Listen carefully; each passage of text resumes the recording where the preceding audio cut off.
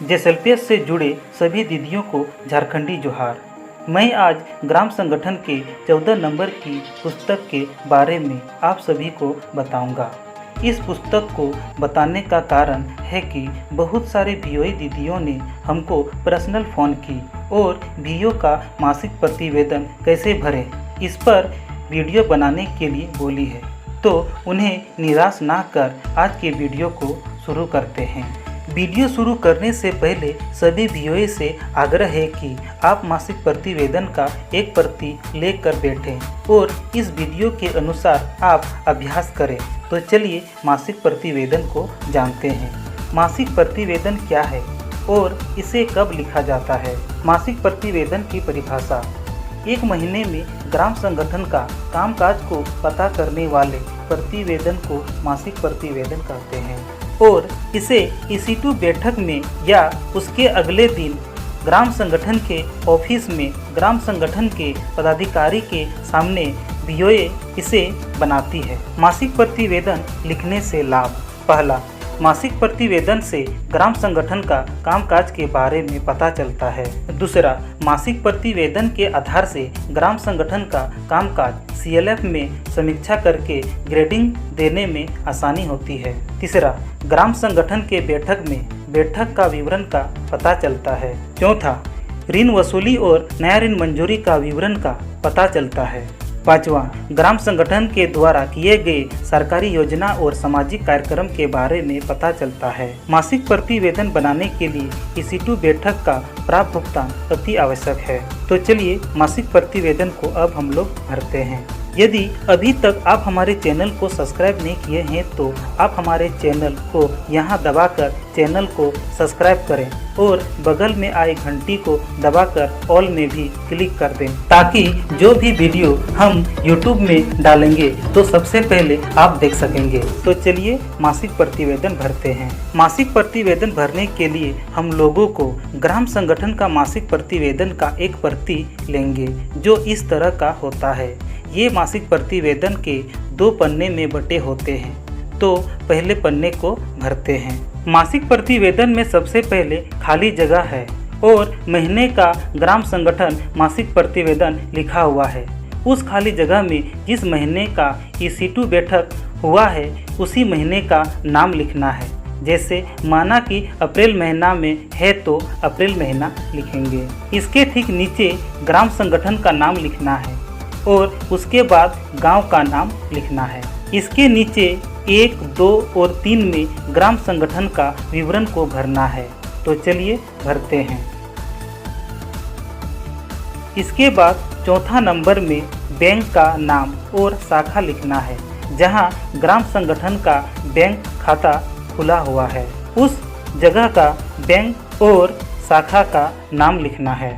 उसके नीचे ग्राम संगठन बैंक खाता संख्या लिखना है। खाता में जो संख्या होगा उस संख्या को यहाँ पर लिखना है। 5वां नंबर में गांव के समूहों में शामिल नहीं हुए परिवारों की कुल संख्या को यहाँ लिखेंगे और उसमें कितना गरीब है उसका संख्या यहाँ लिखेंगे और अति गरीब जितना है उसका संख्या को यहाँ लिखेंगे।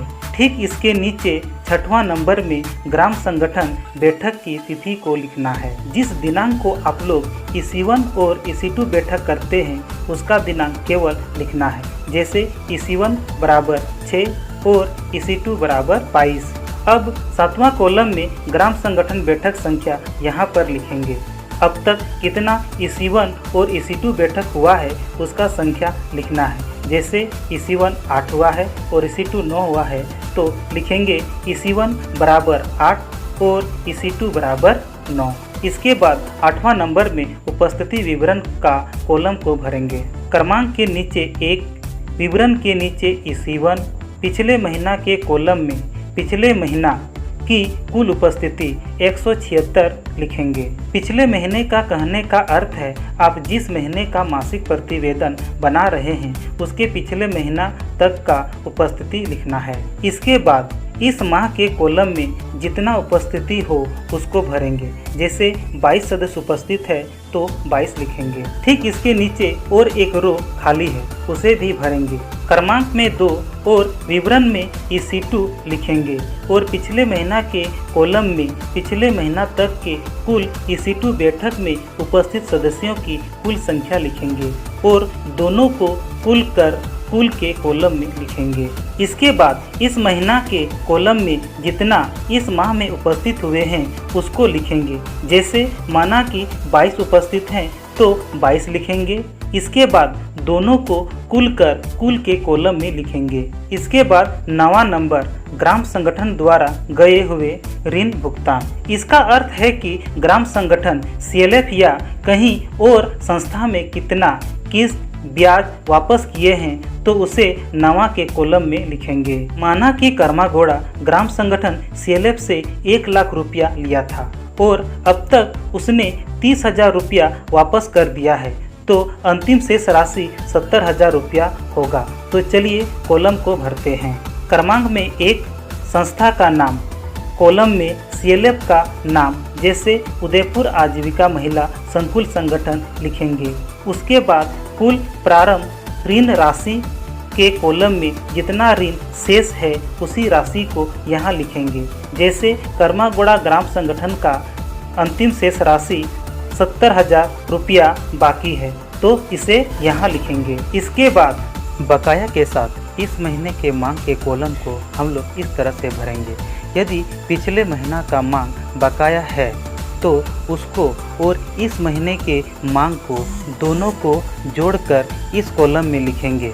किंतु कर्मागोड़ा ग्राम संगठन का किसी प्रकार का बकाया CLF में नहीं है, इसलिए इस महीने के मांग को यहाँ पर लिखेंगे। तो चलिए इस महीने के मांग राशि को लिखते हैं और ब्याज को भी लिखेंगे। इसके बाद इस माह किए गए भुगतान में इस माह कितना किस्त और ब्याज वापस कर रहे हैं उसको लिखेंगे।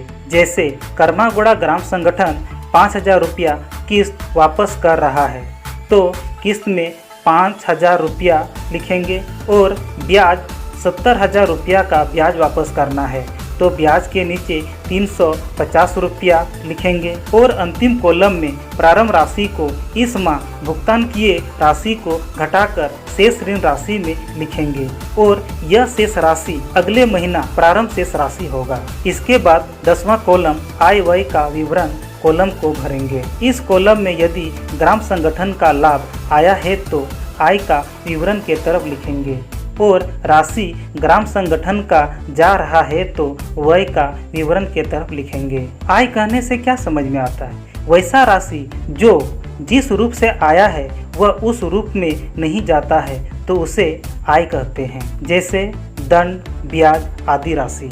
और व्यय कहने से क्या समझ में आता है? वैसा राशि जो जिस रूप से जाता है और वह उस रूप में ही वापस नहीं आता है तो उसे व्यय कहते हैं। जैसे सफर खर्च, दंड आदि। तो चलिए आय व्यय को भरते हैं। इस महीना ग्राम संगठन को 1,650 रुपया ब्याज आया है तो समूह का ऋण पर ब्याज पर 1,650 रुपया लिखेंगे और दंड 10 रुपया आया है तो उसे दंड के जगह लिखेंगे और कुल आय में जोड़कर लिख देंगे। अब व्यय के तरफ के कॉलम को भरेंगे। माना कि सफर खर्च 150 रुपया और CLF में ब्याज 350 रुपया जमा करना है तो इस तरह लिखेंगे।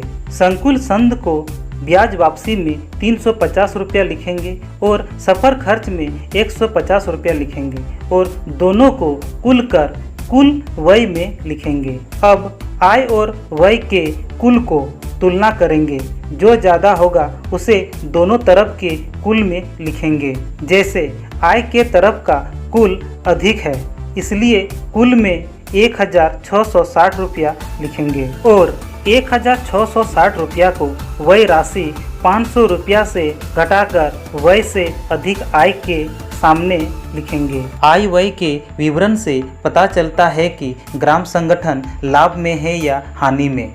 यदि व्यय से अधिक आय होता है तो ग्राम संगठन लाभ में है और आय से अधिक व्यय होता है तो ग्राम संगठन हानि में है। कर्मागुड़ा आजीविका महिला ग्राम संगठन इस माह व्यय से अधिक आय हुआ है, इसलिए कर्मागुड़ा आजीविका महिला ग्राम संगठन लाभ में है। अब 11वां कॉलम में उसी महीने के अंत में बैंक शेष राशि को यहाँ लिखेंगे और इसी महीने के अंत में नगद शेष राशि को यहाँ लिखेंगे। 13वां कॉलम में यदि ग्राम संगठन के द्वारा समूहों को प्रशिक्षण में यदि किसी तरह का राशि खर्च करता है तो उसका विवरण को लिखेंगे। 14वां कॉलम में समूहों का एलएमसीपी के माध्यम से नया ऋण मंजूरी हुआ है तो 14वां कॉलम में लिखेंगे। क्रमांक में 1 समूह के नाम में समूह का नाम लिखेंगे। सदस्य की संख्या में सदस्य की संख्या को लिखेंगे। कुल ऋण के कॉलम में जितना का एलएमसीपी बना है उस राशि को लिखेंगे। प्रशिक्षण के अनुसार में सदस्यों की संख्या और उसके द्वारा मांग राशि को कुल ऋण में लिखेंगे। जैसे समूह में 11 सदस्य में से 5 सदस्य का मांग पूरा किया गया और राशि 50,000 रुपया को कुल ऋण में लिखेंगे। उसके बाद ग्राम संगठन जितना ऋण मंजूरी करेगी उस राशि को ऋण मंजूरी के कॉलम में लिखेंगे और अंतिम में मंजूर किए गए संस्था का नाम में ग्राम संगठन का नाम को लिखेंगे। 15वां कॉलम में ग्राम संगठन के माध्यम से किए गए सामाजिक कार्यक्रम का विवरण को लिखेंगे।